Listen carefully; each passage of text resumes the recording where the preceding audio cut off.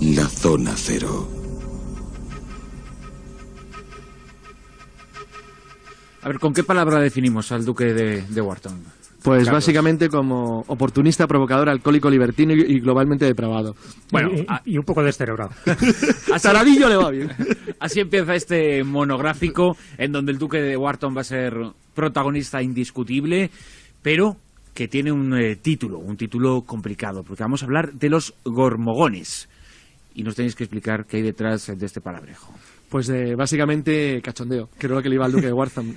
Bueno, estamos hablando de un personaje masónico, hizo muchas cosas, pero también se metió en la masonería, le expulsaron de la masonería y entonces él, como reacción, crea este grupo antimasónico. Muy poco conocido, poquísimo además, incluso dentro de las logias masónicas, y por eso lo hemos traído a colación, lo hemos traído a este monográfico, para hablar un poco de esta figura desconocida del duque de Wharton, pero que fue el que creó la primera logia española, la primera logia después de crearse la Gran Logia de Londres, que tuvo una vida apasionante, aventurera, libertina, como decía Carlos, y que, entre otras cosas, se metió o estuvo implicado en los clubes del fuego del infierno, que ahora hablaremos qué era, y crea los gormogones como reacción precisamente a esa expulsión de la logia masónica londinense, y conociendo un poco la personalidad de este personaje, del duque de Wharton, ya nos podemos imaginar qué prácticas hacían ahí. Bueno, antes de acabar el monográfico, buenas noches. Buenas noches, Buenas noches. ¿Qué tal, Bruno? Hablamos de ese duque de Wharton, vamos a situarnos en contexto, en la época, Vale. y sobre el personaje, algunos datos sobre este personaje. Él fue un noble inglés. Era inglés, esto es interesante porque, como luego veremos, se unió a los jacobitas, con lo cual y combatió contra su propio país en Gibraltar. Pero vamos, él era inglés, era el primer duque de Wharton. Y el último. Y el último. Y el último, porque además es un caso muy curioso, porque fue nombrado cuando era menor de edad, que desde el siglo XV es la primera vez que ocurría en Inglaterra, siempre y cuando que no fuera un pariente cercano del monarca, lo cual era algo bastante original. Efectivamente fue el último descendiente de la baronía original de Wharton, que había recibido el título ducal, y él fue nombrado con 19 años, en 1718, y llevó una vida de lo más controvertida.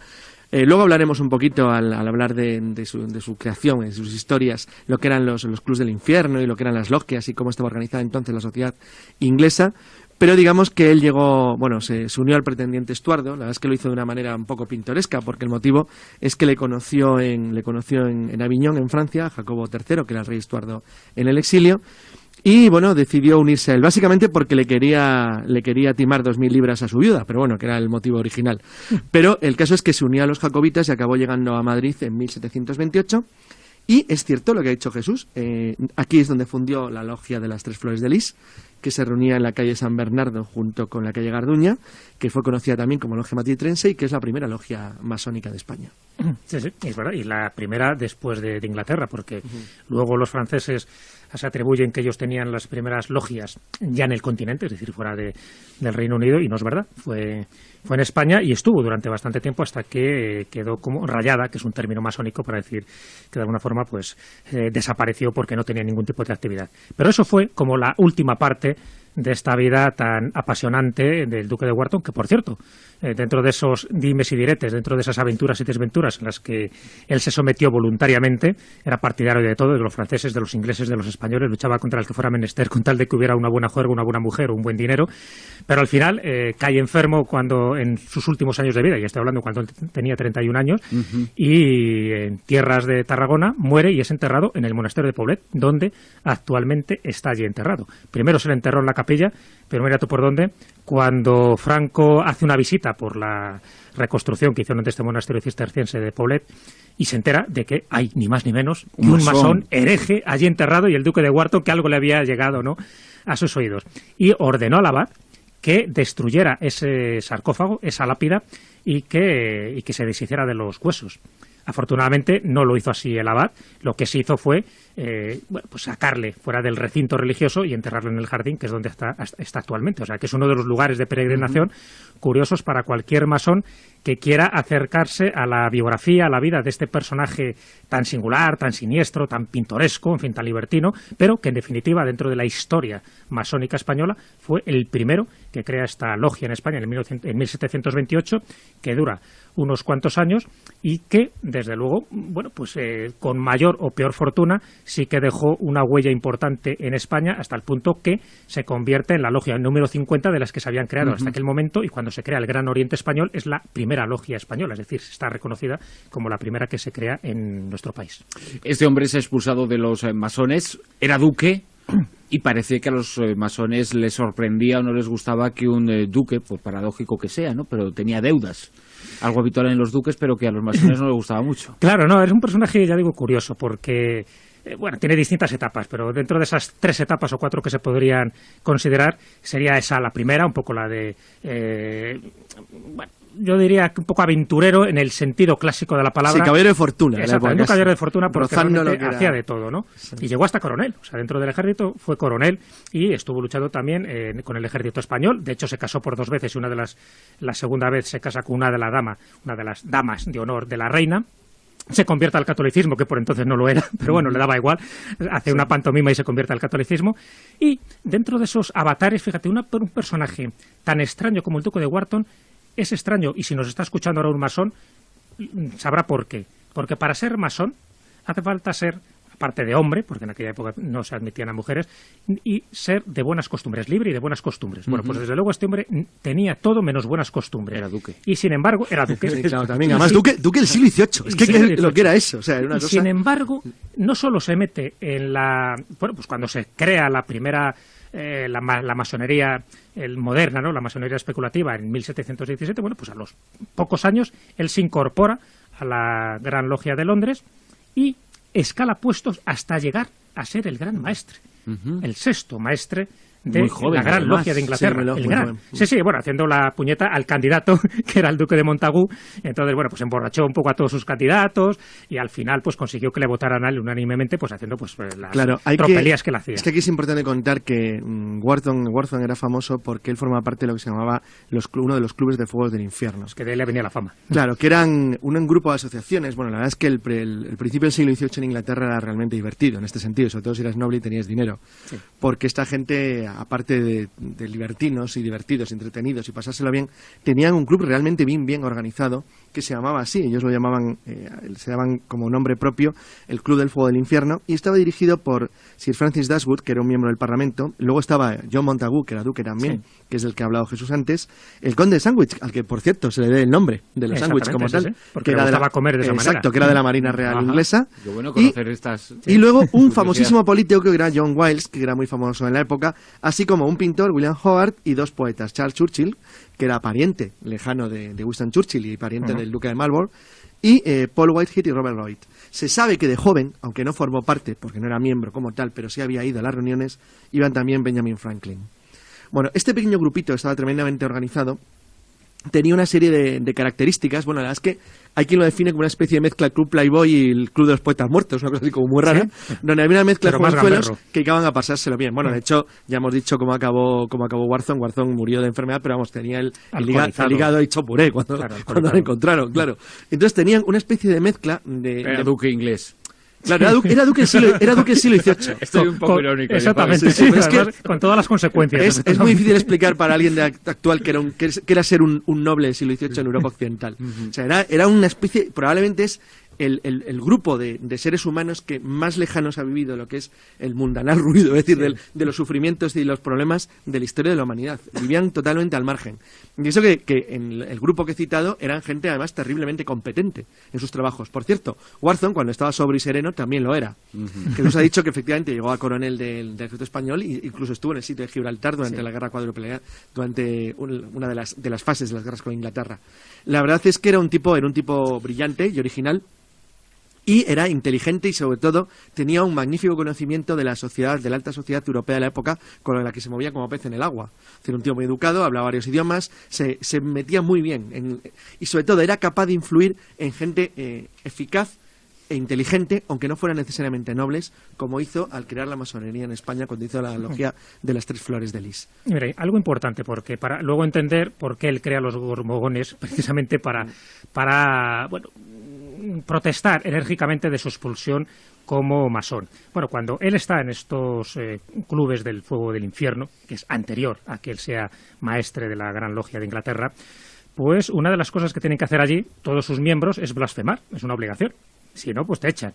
Eran ateos impenitentes casi todos ellos, se daban a sí mismos nombres iniciáticos, pero fíjate que nombres iniciáticos, todos ellos muy relacionados con sus presuntas o reales cualidades amatorias, porque hacían gala de eso. Uno de esos nombres era Johnny Pijo Largo, con perdón, otro era Lady Vagina, el otro era Mario Orgasmos, el otro era Edward Tres Huevos. Son nombres reales que forman parte de este club del fuego del infierno. Entonces ya te puedes hacer idea de lo que ahí se estilaba. Era orgías, bebidas, en fin. Bueno, de hecho, John Wilkes, que sabes que era que fue un poeta que estuvo en el grupo durante un tiempo, decía de ellos tan sencillamente algo como que eran un grupo de valiosos y alegres compañeros, fieles discípulos de Venus y Baco, que se reunían para celebrar las mujeres y el vino, y para dar más aliciente a sus festivas reuniones, tomaban toda idea lujosa de los antiguos y enriquecían sus propios placeres modernos con la tradición del lujo de la antigüedad. O sea, orgía todo el día. Vamos. Claro, hacían brindis al diablo en una noche de luna llena, en el interior de un cementerio, y era el rito de admisión. Si no hacías eso, no entrabas, ¿no? O sea, que estamos hablando de 1720, momentos o años antes de que él luego, a través precisamente de su influencia por ser un duque inglés, llega a ser miembro destacado, y tan miembro destacado como gran maestre, de la logia masónica de Inglaterra. O sea, que estos eran los precedentes. Claro, ¿qué ocurre? Que efectivamente cuando él llega a masón, más de uno dijo, hombre, ¿cómo podemos admitir a este personaje con estos antecedentes? Desde luego, puede ser hombre, puede ser libre, pero no tiene buenas costumbres. Él conspiró aún así, se cargó al duque de Montagu, que fue el anterior gran maestre, pero luego él se convierte y está durante 2 años, ni más ni menos. Pero luego le expulsan. Y cuando le expulsan, imagínate, Bruno, que se coge un cabreo. Lógicamente. Y la consecuencia de ese cabreo fue... Los gorgomones. Exactamente. Los gorgomones. Que vaya nombrecito que le dio. ¿Y por qué motivo? ¿Se sabe? Pues se sabe, se puede intuir. O sea, buscó lo más opuesto a ritos iniciáticos masones que él conocía bastante bien. Ay, conociendo la trayectoria del duque este y lo que nos estáis contando, no tiene nada que ver con alguna rima fácil que podamos hacer. No, ¿verdad? exactamente. No, sencillamente, y mira, yo utilizo palabras de Manuel Guerra, que tiene un libro titulado La trama masónica, donde dedica un capítulo a este grupo tan extraño, tan heterogéneo, tan herético, diciendo o calificándolo como un grupo antimasónico de signo burlesco. Ajá. Por eso digo que era muy importante conocer... Una masonería a la inversa, es lo que él se inventó, ¿no? Tú lo has dicho. Como ya sabemos un poco cómo se las gastaban en este club del fuego del infierno, nos imaginamos que ahí se practicaba algo parecido. Hasta el punto de que, bueno, ya sabes que la masonería regular, pues siempre sus orígenes los sitúan pues en épocas nobles, mitológicas, como es la época egipcia, por ejemplo, ¿no? Bueno, pues en el caso del duque de Warthon, pues efectivamente él no podía decir que era de esa época, y entonces él remonta su origen, ni más ni menos, que a los primeros emperadores de China. Es decir, en definitiva, estamos hablando de una especie de logia de renegados, en la que él se erige como jefe, y como dato muy significativo, cuando le expulsan de la Gran Logia de Inglaterra, se hace un rito muy específico para la gente que se expulsa de esta manera, pues que es muy raro que a alguien le digan expulsar salvo que tenga antecedentes delictivos. Bueno, pues cuando le expulsan de la logia se pronuncian las tradicionales palabras que se hacen en este caso, y lo que se pronuncia por parte de los miembros de esa logia fue jubelas, jubelus, jubelum, y en ese momento se quema en una sesión solemne tanto sus guantes como su mandil. A partir de ahí es expulsado, crea los gormogones y crea, por supuesto, todo este tipo de ritos junto con sus amigos crápulas y crea una serie de logia antimasónica, totalmente herética, burlesca, donde todo lo que hacían era para burlarse precisamente de esos ritos iniciáticos. Por eso no forma parte casi de ningún libro. Y sobre todo para de poder masonería. continuar con su vida juerguista, que es lo que le iba de verdad. Porque él, de hecho, en 1728 marchó a Francia. Allí sí estuvo de nuevo implicado con masones o con masones franceses que estaban organizando las primeras logias, hasta que finalmente... de hecho, para algunos es el primer gran maestre de la masonería francesa, aunque no es una cosa aprobada Sí, porque al crea 100%. también una logia en Francia, ¿verdad? Claro, la persona está aprobada al 100%. En cualquier caso, el año siguiente volvió a España, que es cuando con su hígado hecho picadillo muere y es enterrado en Poblete. Y la figura de este duque a mí me está recordando un poco cuando, bueno, en determinadas instituciones se dice, bueno, pues lo peor son los rebotados, ¿no? Sí. Se da mucho la figura del rebotado masónico, porque, bueno, a lo largo de la historia hay unos cuantos ejemplos. Hemos mencionado a Franco, ¿no? Que se dice, y que sí quiso entrar a una logia masónica y el hecho de no ser aceptado le llevó a cargar contra ellos. Este caso no es exactamente igual porque fue masón, porque fue un cargo importante, pero en cuanto fue expulsado, los ataques a la masonería por parte del duque fueron muy habituales. Se ha dado mucho esta figura, ¿verdad? Se ha dado mucho, sí, hombre, el caso de Franco tú lo has dicho, porque su hermano era masón, él parece que quiso ingresar en una logia, no le aceptaron y a partir de ahí es cuando él escribe un libro contra la masonería con un seudónimo, que era, si no recuerdo mal, Joaquín Borr. Es decir, a partir de ahí pone a caldo a los masones, considerándoles, pues imagínate, ateos, heréticos, casi el demonio con sus rabos y sus cuernos. Y donde habla, entre otras cosas, pues precisamente de esto, ¿no? Del duque de Wharton y de todas las barbaridades, pero precisamente para achacar, ¿no?, a la masonería este tipo de crimen, es decir, cómo se puede admitir a gente de esa calaña. Y como un dato muy curioso, Bruno y Carlos, no sé si tú lo conoces también, pues sabemos que esa logia matritense, la de las Tres Flores de Lis, es la primera oficial que se crea en España en 1728 y se convierte en la logia número 1 del Gran Oriente de España. Bueno, pues actualmente la logia de investigación de la Gran Logia de España lleva su nombre, el de Duque de Wharton. Bueno, pues uno de los que militó o trabajó en esa logia fue Mario Conde. Pues interesante, era caballero, que era K2, ¿no? Era Sí, 23, ¿no? siempre lo ha reconocido. Ahora está por filosofía taoísta, la ha dado por ahí, pero bueno. No, yo lo que iba a comentar es que en general lo que dice Bruno es así, pero es así en casi todos los órdenes de la vida. O sea, el renegado pero es una figura todo clásica. En aquellos en los que cuando en los sí que hay matrimonio, cuando sí que hay matrimonio, digamos, entre el organismo o la institución, en este caso la masonería, y el personaje, y cuando se produce esa ruptura, si el matrimonio ese ha sido muy intenso, claro. La ruptura es que es clásico de todas las organizaciones en las que se exige un alto grado de compromiso. Cuando alguien es expulsado de ese tipo de organizaciones, normalmente rebota contra ellas. Exacto. Casi siempre. Sí, pero llegó a tener mucha expansión, muchos miembros, muchos seguidores, esta logia o esta antilogia. ¿La de los gormogones? Sí. No, fue muy corta. Es decir, él y sus amigos borrachuzos. Tengo una vez se muere en 1731, claro, no le da tiempo. Le da nada, prácticamente es una mera anécdota y por eso lo hemos traído aquí. Es decir, un poco como representante, primero hablar de este personaje no demasiado conocido en España, a pesar de la gran influencia que tuvo, luego, por ejemplo, en la historia masónica, el creador de un grupo antimasónico que no hay antecedentes en este sentido, es decir, porque el masón que es un durmiente, por ejemplo, que no ejerce de forma activa, nunca se suele meter con la logia a la que ha pertenecido, y aquel que es expulsado, que normalmente tiene que hacer alguna barbaridad muy gorda, o un delito directamente, pues no suele ir nunca contra sus hermanos, porque realmente ese es uno de los nombres que reciben los que participan dentro de una misma logia. Es muy raro que alguien se convierta en un renegado de estas características.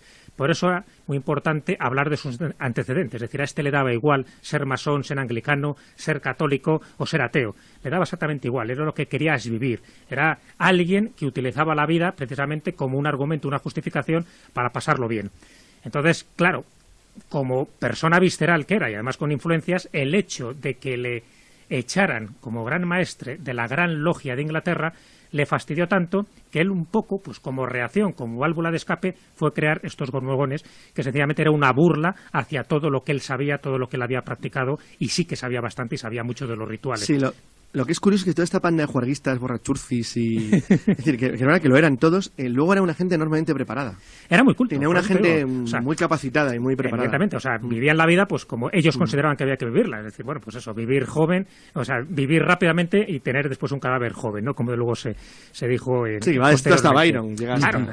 Entonces él lo practicó y hasta el punto de que a los 32 años, todavía pues con una carrera muy prometedora, tanto en el ejército como en la política, en la diplomacia o en cualquier cosa que se les hubiera propuesto, pues muere, pero muere porque tiene el hígado deshecho, muere lleno de deudas, muere lleno de enemigos, es decir, muere como el clásico libertino que buscó precisamente esa muerte y que creó a su camino pues todo tipo de grupos antisociales, en algunos de los casos, siempre con sus amigos, con su guardia de corps, y los gormogones, desde luego, a diferencia de la logia matritense, que sí tuvo bastantes miembros y que sí que tuvo pues una duración más o menos longeva, estoy hablando de unos 20, 30 años, incluso después de su muerte. Sin embargo, los gormogones no duran más de 3 años. Es decir, esos 3 años que fueron suficientes para que él emprendiera otra aventura. La siguiente aventura es la que le deparaba en España, que era crear esa logia. Cuando ya no consigue nada más en España, salvo pues un buen matrimonio y unos buenos amigos es cuando se va a Francia y empieza su aventura. Es decir, y en los dimes y diretes es cuando llega a Tarragona, muere y le entierran en Poblet, donde él nunca había pensado que iba a morir y que le iban a enterrar, precisamente en un monasterio cisterciense. Y ahí está, y ahí continúa, pese a que otro rebotado de la masonería intentara que no fuera así. Lo intentó por todos los medios, pero la abad no le hizo caso. O sea, que no tenía tanto poder Franco como él creía. Los Gormogones y el duque de Wharton, para que luego digan que no existen temas nuevos y no hay cosas que descubrir en esta historia apasionante tan heterodoxa a veces. Estas las sorpresas que dan los monográficos. Carlos, Jesús, muy buenas. Bueno, pues me voy con la cuadra.